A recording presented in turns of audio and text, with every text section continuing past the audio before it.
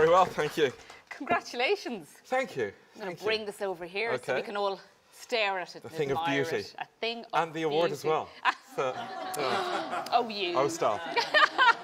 I'm allowed to have a little moment, haven't I? So, We're celebrating your short story win Yes. this evening. You might tell us a little bit about Rest Day first, and then we can talk about the inspiration behind it. yeah, it was published in the Irish Times on Christmas Eve last year, and it's also set on Christmas Eve, but it's set during the First World War. And I've written 2 novels which are set during the First World War. The Absolutist, which was written for adults, and Stay Where You Are and Then Leave, which was written for young people. And it kind of connects the two. So it's about a soldier who, on Christmas Eve, he thinks about just deserting and he just walks off. But as he goes through the forest, thinking this is what he's going to do, it just takes him back where he started. What was the significance for you of writing that story? Because you have visited the Great War before in your work. Why this story and why that angle on it? Well, the thing about short stories for me is I never really planned them out. I start with just a sentence or an idea. And I've been fascinated by the First World War since writing The Absolutist. Like, I seem to keep coming back to it. And I liked the idea of bringing characters from other books and things in.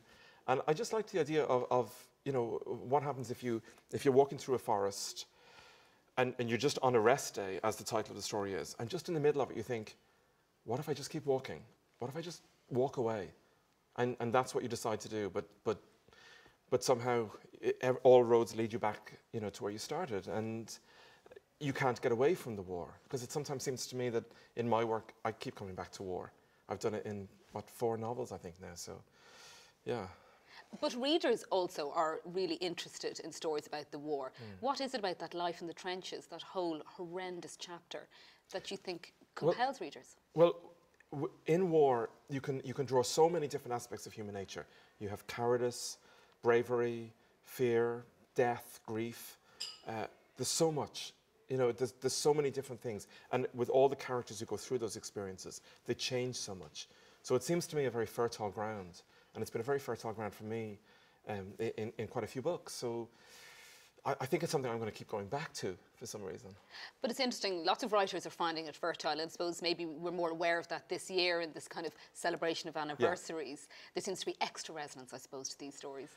Yeah, I think so. I mean, this year we had the centenary of the First World War, and we also had the centenary of Dubliners, of course, which is another winner tonight.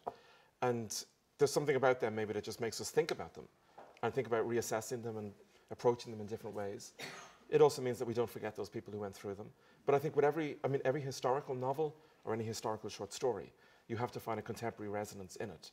So for me, in each of these books and in this particular story, I try to connect it to people today, going through wars today, and trying to find a way of approaching that and thinking about the experiences of soldiers today. I'm curious about the fact that you continue to be drawn to the short story, because we know your novel writing so well. You've been so successful in the longer form. Your current novel, A History of Loneliness, for example, is right up there in the bookshelves.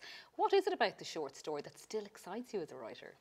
Because it's more difficult, I think, in some ways.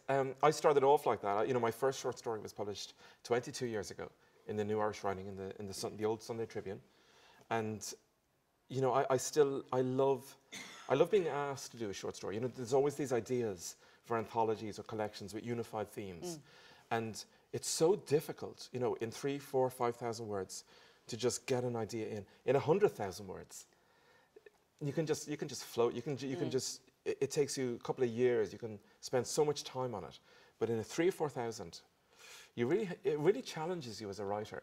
But if you do it right, I think I've published maybe 20, 30 stories over the years, and in varying qualities. And the ones that you feel good about,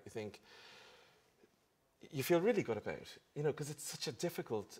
I think they're harder. I think they're more difficult. Whenever I feel that I need to get excited about writing again, I read Tobias Wolff's short stories, because every one of those, they're very short, but every one of those just tells me this is what writing is, and try this. Well, your passion for the short story makes winning this award for a short story maybe even sweeter. John Boyne, congratulations. Thank you. Well done.